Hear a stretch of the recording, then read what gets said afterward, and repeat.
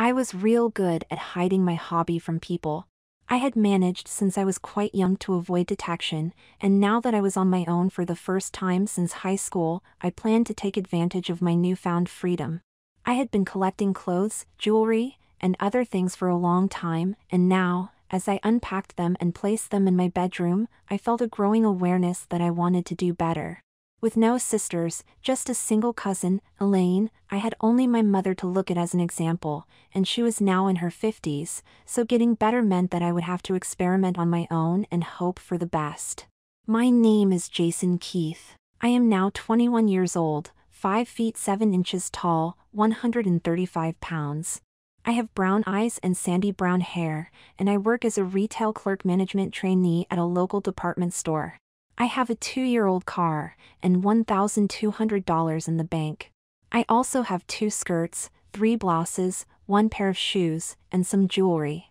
Unfortunately, I have only been out of the house 3 times, and I was always scared, but I was trying, and that made it all okay in my mind. My furniture is, or can be, termed as early attic. All in all, I had a start, and that was all.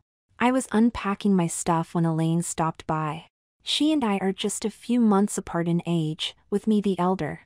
She is, by anyone's standards, a knockout.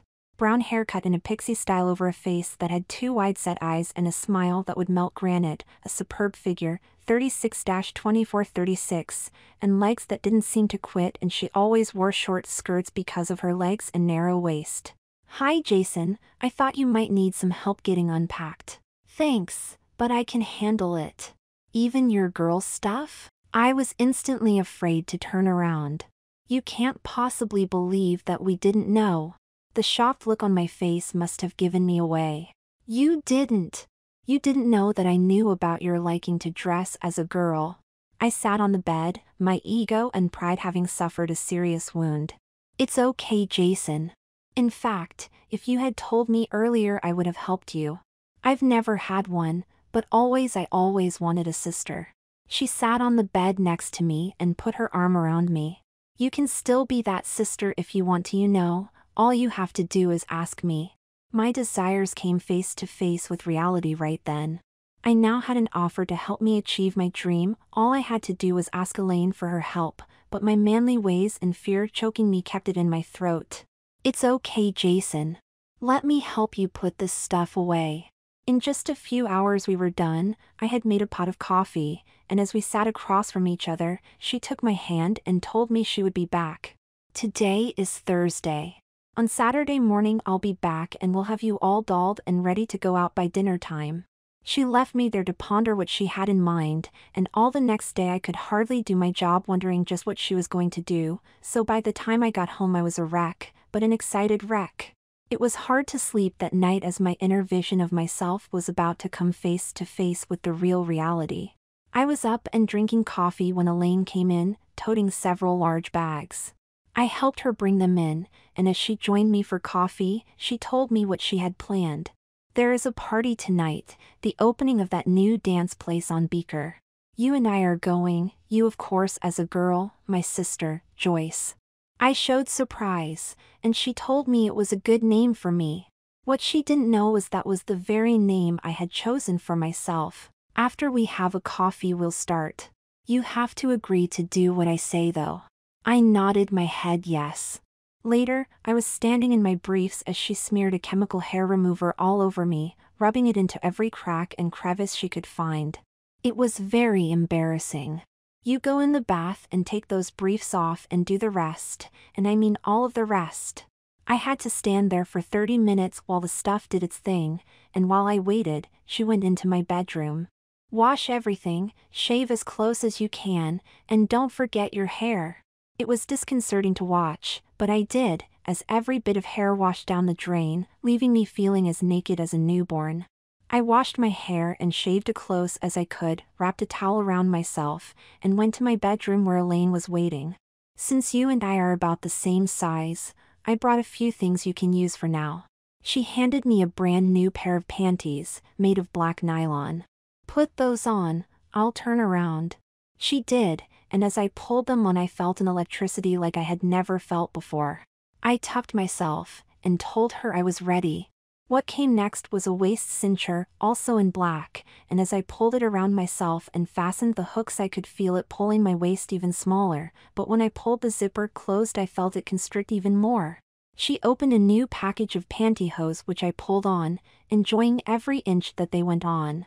Now we can see what we can do with that hair of yours. I sat on a chair in the bathroom as she used a curling iron and blow dryer on what little hair I did have. I had cut it in a tapered look that was very similar to that worn by many women, and in fact several of the women at work commented on the similarities. Elaine used a clipper to trim the neck a little, and sprayed the whole thing with hairspray. That's the best I can do. We'll get a pro to do it right later. Makeup done right is a real asset, and Elaine was a master at it. I watched in the mirror as she put foundation on me, using 2 fingers to smooth it out evenly, making my face all one color.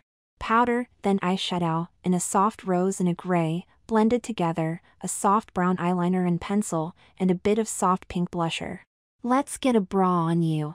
I took it from her hand and slipped it on, and saw that it was smaller than I usually wore, but as I fastened the front hook I felt it as it pulled my chest into the small cups and the sewn-in push-up pads did the rest. I had tits. Not big, but it was virtually all me. Elaine handed me 2 small foam pads which I pushed in under my breasts making them seem fuller while they also filled out the cups of the bra. The dress she handed me seemed like not much more than a wisp of cloth when I pulled it over my head and settled it over my breasts and she had zipped it up. It was short, a lot shorter than I usually bought. It was a sheath dress in blue with a gold hoop chain belt.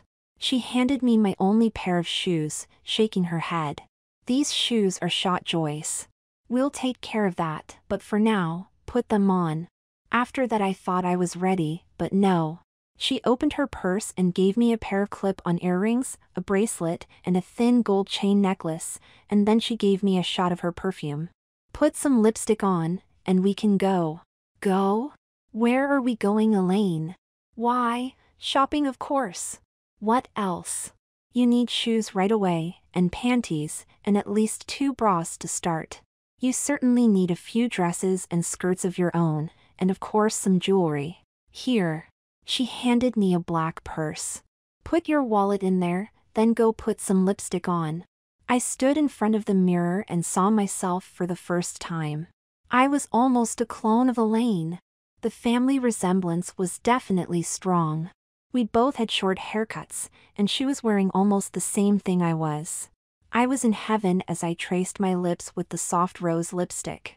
Walking out of that apartment was scary, and I was sure that everyone knew I was a guy in a dress, but as we walked across the parking lot and nobody said anything, I began to relax, not a lot, but a little. By the time we got to the mall I was calm, right up to the point I had to get out of the car. Now Joyce, you know this is what you want, so just get out of the car, and let's have a fun day shopping. I followed her inside, matching her stride as she walked along looking in store windows. She grabbed my arm and we veered into a shoe store where I tried on several pairs of shoes, buying 2 pair, wearing the black ones out of the store. From there she took me to the very same department store I worked at. I held back, which she noticed, but, taking my arm, I found myself in the women's department trying on skirts and dresses. I was terrified, but she didn't seem to care. I bought a dress similar to the one I was wearing, a shirtwaist-style dress, 3 skirts, and 5 blouses. From there we left the store and went to a jewelry store where she insisted that I get my ears pierced. I also bought new earrings, bracelets, and several necklaces. Laden with packages, we went to a makeup store where I actually asked to have my makeup done. By the time the woman was done, I looked even better than that morning, which I thought was impossible. I bought everything she used, and we took a break for lunch. It was eerie to sit there and watch some of the people that I worked with walk by without the faintest sign that they recognized me. One last thing, and we can go home and get ready for tonight. What could possibly be left? Your hair.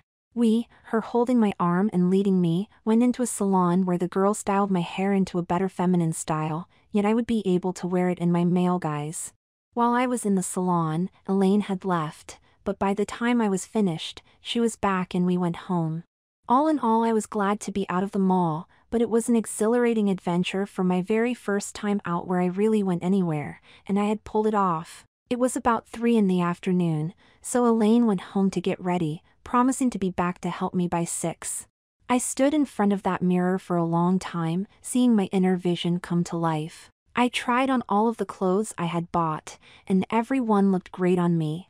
I undressed again, and in my panties and bra, went to the bath and washed off the makeup and shaved again. By the time Elaine came back, I had tried my hand at doing my makeup twice, and thought that I could do a reasonably good job of it. I was just starting the 3rd session when she came in and saw me. "Just go ahead, Joyce, I'll watch and see how you do." I had the foundation on and was just starting on my eyes, so I went ahead. First a blue, then a plum over that, and finally a gray. I used a sponge to blend it like the girl had shown me, then I used a deep sable black eyeliner. I managed that okay, and used a black pencil under my eye, following the curve of my eye. The mascara was the hardest, but I managed and my lashes got longer with every stroke of the brush. I used a rose blusher on my cheeks, blending it with the sponge, turned and smiled at Elaine. "Very nice. You learn quick." In my bedroom she sat on the bed as I pulled my new dress over my head. The soft red material hung on me, hugging my curves, flaring at my corset-induced waist and padded panty brief, perfectly hugging my butt and hanging about 3 inches above my knees. I felt naked, but she zipped it up and watched as I took out the studs in my ears and put in gold hoops. The dress had a low round neck and short sleeves, so I needed a bracelet or a watch, and Elaine handed me a gold-trimmed watch. A choker-style gold necklace went around my neck, hanging just above the collar of the dress. I put on my other pair of shoes, the red ones. The red patent leather shoes had an ankle strap which I fastened, and stood up. "Before we go any farther, let's do your nails, Joyce." We went to the kitchen table and I watched as she filed and trimmed some fake nails, which she then glued on. 2 coats of a bright red polish were put on, and we sat there while we waited for the polish to dry. If you watch how you sit and walk, your mannerisms, and be demure, nobody will ever guess, Joyce, and I'm certainly not going to tell anyone, so relax and enjoy it tonight. Easy for you to say, Elaine. If a guy wants to dance you can. Me, I'll be on the sidelines watching you, and what happens if some guys hit on us? So what? Let them, and there is no reason you can't dance, drink, or anything else. You look just as good if not better than most of the girls I know. After my nails had dried, I put on several rings, and took my red purse and transferred my stuff from my male wallet into my new female wallet, and put it in the bag along with a brush, a mirror, my lipstick, and some tissue. We stood side by side in the mirror and I saw a clone of Elaine. She was also wearing a red dress, a little shorter than mine and a little lower cut, but other than that we were twins. We had to walk about 3 blocks to get to the Beaker Street place, and after a short wait we were seated at a table. It seemed as if she was right, nobody gave any sign they saw me as a guy in a dress, and we both got a lot of looks from the guys. I started to order a steak, but Elaine stopped me and told me that wait was a girl's worst enemy, so I settled for a fish dinner with salad, coffee, and no dessert. We were told to stay at our table as they set up the stage, and it ended up that we were pretty close to the dance floor and stage. The band came on and started playing, mostly soft rock, and Elaine and I were asked to dance right away. I started to say no, but she gave me a look, so I took the guy's hand and followed him out to the dance floor. Having never had a man hold me so close was a very scary idea, but as he moved around the floor, I found it easy to follow him and soon relaxed. His name was Bill. We sat down after a few numbers, and Elaine told them that we had to visit the ladies' room. I went with her, of course, since I had never been in a ladies' room. "That guy you're dancing with has stars in his eyes, Joyce. I'll bet he asks if he can take you home." "No," I blurted. "We'll see. If my guy asks me I might let him, so if your guy does, you might have to let him. Maybe we can set up something for later." "We'll see." "Great." My first time out in Elaine was already talking about letting some guy take me home. As it turned out, her guy did ask her, and she declined, but she told him that she and I would be free the next day for lunch. Bill walked me to the car, his arm firmly around me all the way. I knew that I would have to kiss him, and for some reason, that didn't exactly turn me off. He pulled me to him and kissed me, his tongue probing my mouth as he held me tight, his hand wandering to my bottom. I was breathless when he let me go. That was some kiss, Joyce. He'll be back, that's for sure. Why did I know she was right? And why did I not care? At home, safe in my apartment, I undressed slowly in front of the mirror, savoring how I looked every step of the way. I washed the makeup off and went to bed, sleeping, with thoughts of the day in my mind.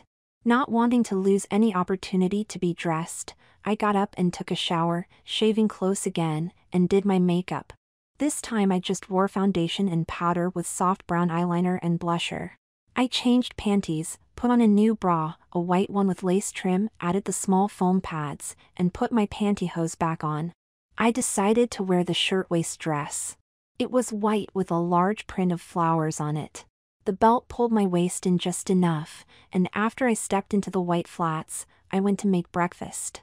My hair was so easy to do, the girl had cut it so that it barely needed a curling iron, but I let it go until after I ate. It took several tries to master the iron, but I got it, and by the time I was done I looked almost as good as the night before. White button earrings and a gold and white necklace and gold bracelet, a bit of pale rose lipstick and some perfume, and I felt I was ready for the day. It was about noon when Elaine called me and asked if I was dressed. When I said yes, she told me the guys were at her house and they would be right over. These guys weren't wasting any time at all. I opened the door at the first ring of the bell. I had cleaned up the apartment quickly, and as Bill looked around he smiled at me and gave me a peck on the cheek. "Nice place, Joyce. You live here alone?" I looked at Elaine, who managed to ignore me. "Yes, I just moved in." "Shall we go?" said Fred, Elaine's guy, and I grabbed my purse and followed them out to the car. Bill and I sat in front, so he didn't have much chance to touch me, but I knew he was thinking about it by the way he looked at me. We went to a local family-style restaurant, and as we sat down, I saw Elaine's parents sitting at a table across from us. They smiled at Elaine and I waved and mouthed hello, but otherwise they stayed put. I was tense again, afraid that they might let my secret out, but Elaine looked at me and shook her head no. Fred and Elaine wanted to be alone, so they dropped Bill and I off at my place, saying that they would be back at 5, and we could eat and go to a show. It was different, having a guy lust after me, and I knew that I would have to find something to do or he would. I went in the kitchen to make a snack, but he followed me in and put his arms around me from behind, and when I started to protest, he spun me around and kissed me. It was like I was melting. I found myself putting my arms around his neck, and before long, with me facing him, he picked me up and took me to the small couch and put me down. He looked me right in the eye and put his hand on my stomach as he bent over and kissed me again. As I met him, he touched my left breast, which, because it was almost all me, sent shivers up my back. He kept fondling me as I wondered just how I was going to get out of this, or if I even wanted to. My mind was flooded with desire to hold him tight, but my male upbringing held me back. I could see that hardness in his pants, it was right at eye level. He saw me look at him, and took my hand and put it on his member, still in his pants, and as I closed my hand around it he shuddered. I stroked it a few times as he drew me closer to him. I placed my lips against him and kissed him. It was a first for me, touching another man, but contrary to what I believed before, it was not unpleasant. In fact, I enjoyed it. I had begun, in my heart, to have the feeling that I wanted to make him happy, like a woman makes her man happy, and I didn't feel at all ashamed of it. As I saw it, I was Joyce, and Joyce could make her guy happy. Jason didn't have a guy, Joyce did. He unzipped his pants and his manhood sprung out, right in front of me.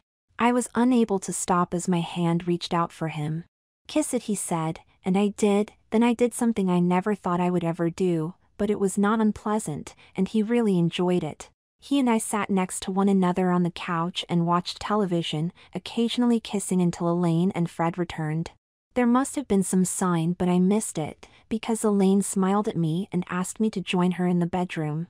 "You were a bad girl, weren't you?" How could I deny it? I probably didn't do as much as you did, Elaine, but then, you can and I can't. We all enjoyed dinner and the show, but after I was back home I knew it was time for me to become Jason once again. The next morning I put in the smallest gold studs I had in my ears, sprayed my hair, and brushed it into the male style I needed. At work I went about my business as if there had been no change. I worked in the men's department, but like all trainees I was about to be transferred to another department soon. For that entire week I would work, and go home and put on a pair of panties and a bra, my robe, and stay that way until I had to return to work. It was terrible. What I really wanted was to work as Joyce, but that was out of the question, so I did the best I could. Elaine called several times to see how I was doing, but basically we never saw each other for 2 weeks. Bill called several times and we talked for an hour each time. On Monday, 2 weeks later, I was transferred to parcels. It was where they shipped out or packaged any item a customer bought and wanted delivered. I even rode with the drivers to get a feel for how they did their job. I was in the back of the store when I discovered a whole shelf of items that for one reason or another had been returned. The dock chief told me they were items that could not be resold for a variety of reasons.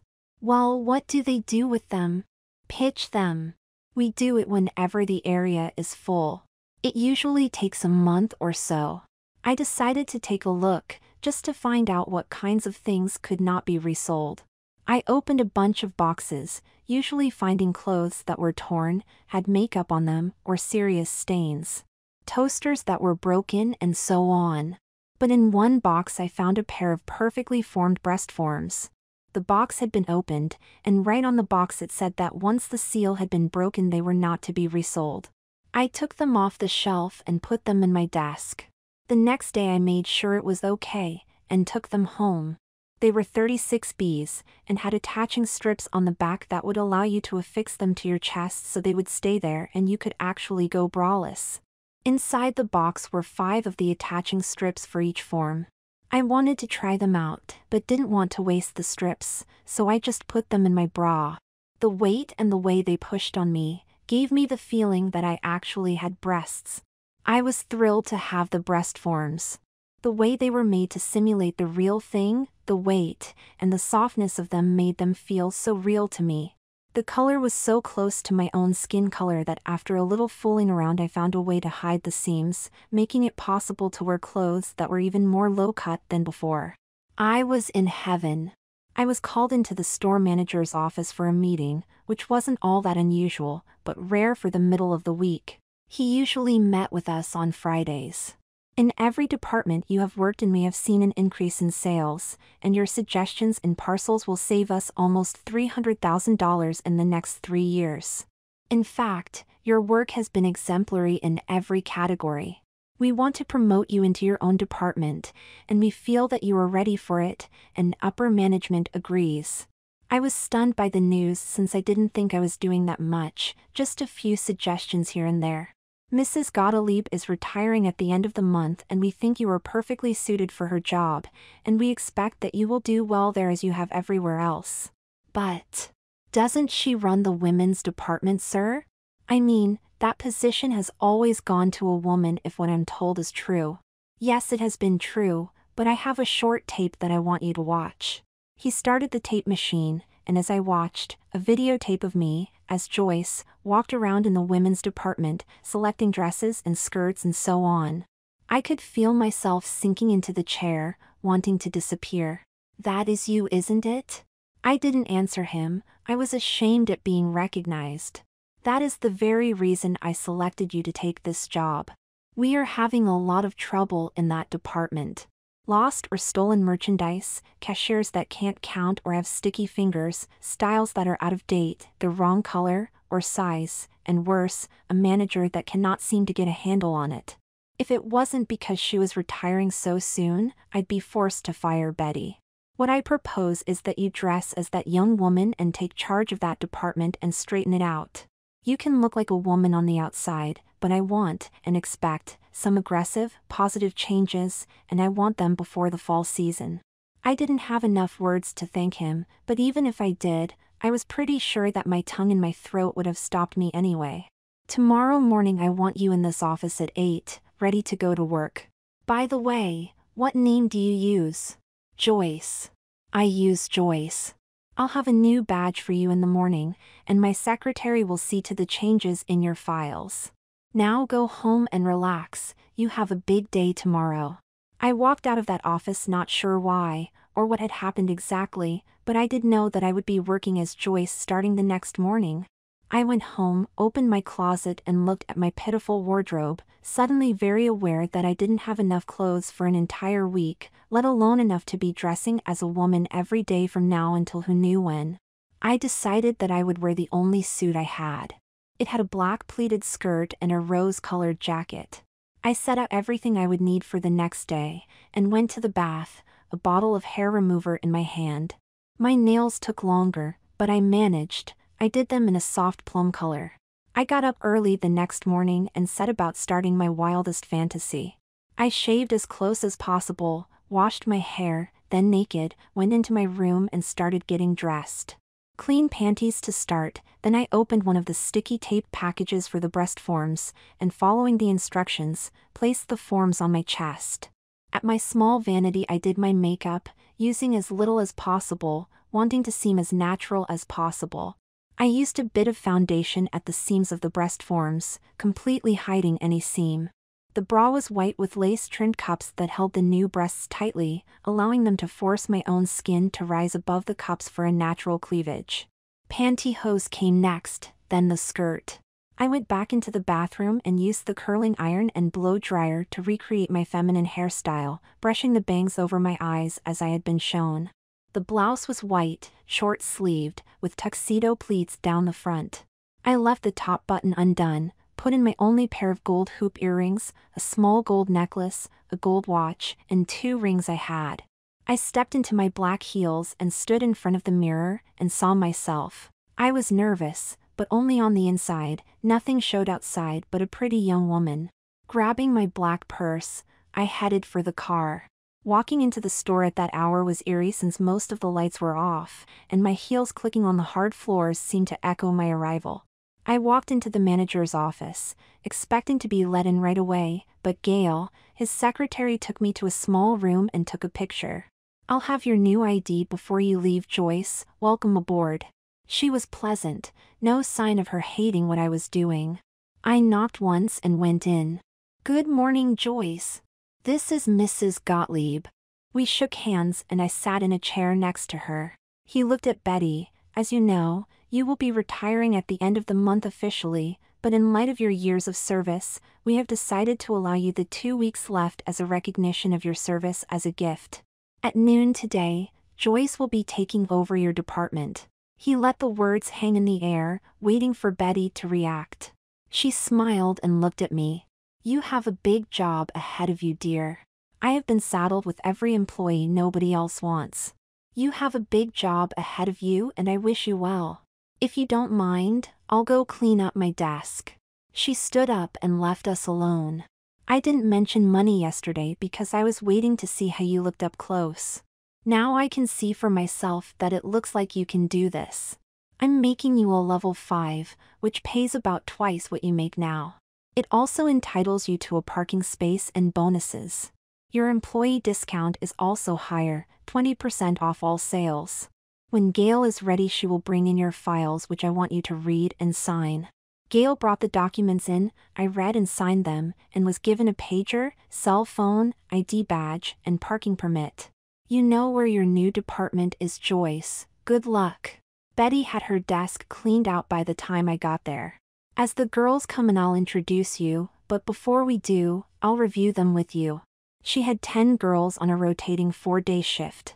Jenny, a high school co-op, Kelly, a long-time employee, ready to be advanced, Dana, an older woman, Gretchen, about 30, married with 2 kids, part-time. Lastly, on days, was Denise. She had a record of shoplifting, but had been hired through a state program for convicted women. I think it's Denise. She has a record after all, and a leopard can't change its spots. Betty was emphatic about Denise, but I decided to reserve judgment. I met all of the staff, and after Betty had left, I called them in one at a time, starting with Denise. "I read your file, Denise, and I'm aware of your conviction. As you may have heard, we are having a serious problem here with clothing and money missing. She immediately became defensive, but I managed to calm her down. I want you to tell me what is going on out there on the floor. She studied me for a while before she answered. I'd tell you, but if you're like Betty, it'll just go in one ear and out the other. I'm not Betty. If you know something, I'm willing to listen and be discreet. We talked for almost an hour, and I got an earful on each of the girls. The next was Jenny, who barely knew how to count, let alone run a cash register. One by one I met with all of them. I passed along my observations, cameras were set up, and in less than a week we caught Kelly in the changing room wearing 3 outfits under her own clothes. I fired her on the spot and the lawyers did the rest. Jenny was moved to parcels where she didn't have to handle money and our cash flow improved. I had Thursdays off, so I took my credit card and bought myself a large addition to my wardrobe. I was now very comfortable in my new role as Joyce and thought nothing of it to try on any clothing I wanted. Since I was now head of the women's department, I could now order the tapes I needed for the breast forms, get them quickly, and get 20% off besides. I was trying on a dress when Elaine walked into the same area. I stepped out of the changing room in a black evening gown when she saw me. Joyce! I turned and saw her standing there looking at me. I looked down and saw why she was staring. My breasts were almost floating in the cups of the bra and swelling over the tops while the rest of the dress hugged my figure like paint. You've changed. Let me change, Elaine, and we can go have a bite. I quickly put my jeans and sweater back on and joined her. She didn't know about all of the changes in my lifestyle since I had deliberately not told her, wanting to surprise her. Over lunch I filled her in while she sat open-mouthed. You mean to tell me that you are now Joyce all of the time? That's right, and I have seen Bill once since that first night, but he calls me almost every night. I'll be damned. I smiled at her and invited her over that night for dinner and gossip. I was still in my jeans, but I wore a pink blouse. I had not yet redone the apartment, but I had started. I had a new couch and chair with matching end tables and lamps. We sat and gossiped until real late, and it was only after she left that I realized that we had talked an awful lot about Bill and I. At the end of 3 months as manager of the women's department, I had found 2 other girls stealing, or letting their friends steal. I asked Denise if she wanted to be my assistant, a promotion that would entitle her to benefits and more money, and after she had accepted, I set about making a 10-page report about what else needed to be done. I listed everything from cash register placement to color schemes, larger changing rooms to better lighting. I turned it in with a small sketch of the new floor plan, and went home for the weekend. I had been letting my hair grow out, and now it was long enough to be styled into a pageboy style, so I had an appointment for the next morning at a local salon. I was called to the store manager's office, for a meeting with the chairman of the company. Wearing a simple straight skirt and shaped jacket in a nice mint green, I was admitted to the office. Joyce, this is Dan Macon, our chairman. I shook his offered hand and sat down. I have seen your sketches and report, Joyce, and I have to tell you that you have made some statements that the board views as dramatic. Tell me why you proposed these changes. That was a no-brainer, and I was surprised that he didn't know the answer already. Women do 80% of the shopping, men 20%. More women are working now and their needs are different. They want stylish, well-made clothes at reasonable prices. By upgrading our clothing lines to the next level of quality, we will attract a clientele that has not only the money to spend, we will no longer be in competition with outlet stores or the chain outlets. These women will want larger changing rooms, with triple mirrors and good lighting. Moving the cash register and making it more openly placed also will reduce our losses because the staff will be in the open. I also would like to add that we should have a single person running the cash register. She would be trained in every aspect of that job and should have the authority to make judgments on prices, returns, and so on. We also have only one place to look for a loss. He sat there while I outlined every other point in my report. This is excellent work, Joyce. Excellent. There is one other thing I have to ask you about. I just knew what it was going to be, and I was right. Jack tells me that you are actually a man. Is that right? Yes. I am a crossdresser and came here one Saturday to shop, and he showed me the tape of me in the store when he asked me to take this job. He knew about my dressing up and told me that he wanted me to take this job, and I agreed. As far as I can see, we both got what we wanted. Your sales have gone up 3 points and losses have been reduced to less than 2% of sales. I think I have done what he asked me to. I was in it now, so I went on. Is there a problem, sir? Has my working as a woman caused any problem? No, not at all. And the only reason I asked is to make sure my leg wasn't being pulled. No, Joyce, I am not here to criticize you in any way. On the contrary, I am here to tell you that we have agreed to your proposal and to promote you myself. You are now a level 7. I also want you to supervise these changes yourself. That means that Denise will take over as your replacement while you work with the architects and contractors to make the women's department fit your vision. You will have an office, of course, and a secretary, but we do have a timetable we expect you to follow. By the way, for your information, we feel it would be better for everyone if you kept dressing as Joyce, and see no reason to change things. I was more than stunned. A level 7 made $80,000 a year, had a car, and a lot of perks like stock options. We all shook hands, and when I walked out of the office, Gail, his secretary, showed me to my new office. I walked around a little and then used the phone to call Denise. I asked her to come to my new office, and told her that she had been promoted to manager, went over the benefits with her, shook her hand, and settled in. In a few hours my secretary showed up. I settled into my new duties, and of course my wardrobe increased. Even thought I had more responsibility. I now had every weekend off, and Elaine and I started going places together, and we grew very close, so close in fact that she had, on a few occasions, changed at my place, stripping naked while I was in the room. She had a magnificent shape, but I began to become envious of her. She had breasts, I didn't. She could sleep with her guy and I could not. The more I thought about that, the more I wanted to be more like her. She had come over, planning to spend the weekend at my place, helping me redecorate, and was in the bedroom changing when she saw me watching her. Seeing a naked woman no longer caused me any problems, so she knew it was something else. What's the matter, Joyce? I was just wondering how I could end up with a body like yours, that's all. She kept quiet, and with both of us in jeans and sweaters, we went shopping. At lunch she mentioned that she had heard that taking female hormones would change my body, and I might want to look into it. I did, that next Monday. I called my doctor, and after an examination and an understanding of my situation, she prescribed them. It took about 6 months, but I began to develop breasts and wider hips, and during this time I began to have my beard removed. I worked with the architects and all of the contractors, watching as my department was changed to reflect my mental image of a quality department. By the time the project was done, I no longer wore the breast forms or fanny pads, and now had a natural figure of my own. Bill wanted me to spend some time with him at his condo up north, but if I went with him, he would discover my deepest secret.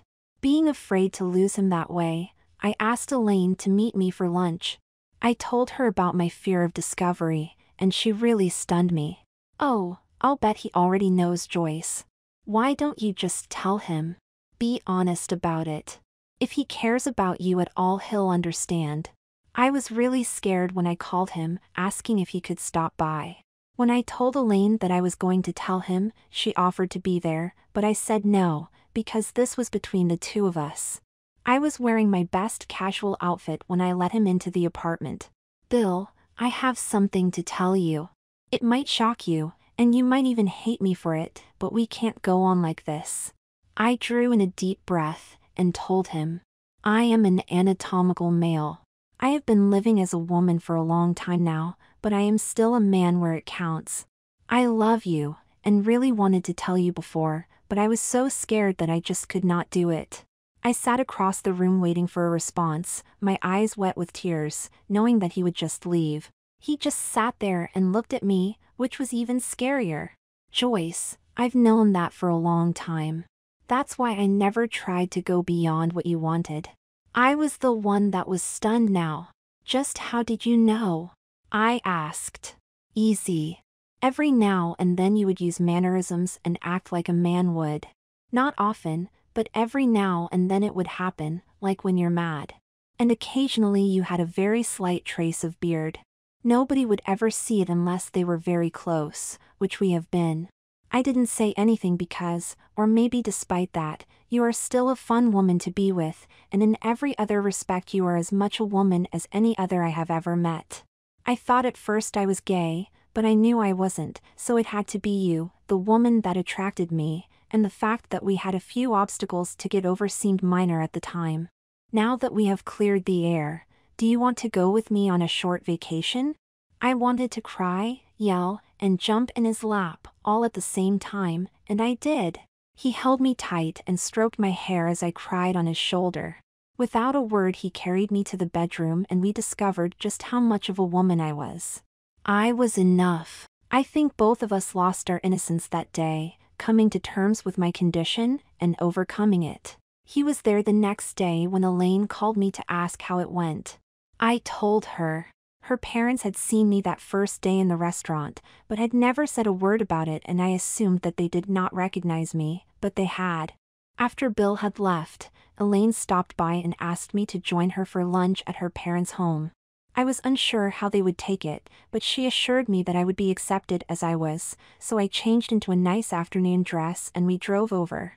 I followed Elaine into the house, and was immediately greeted by my aunt, Gretchen. Joyce!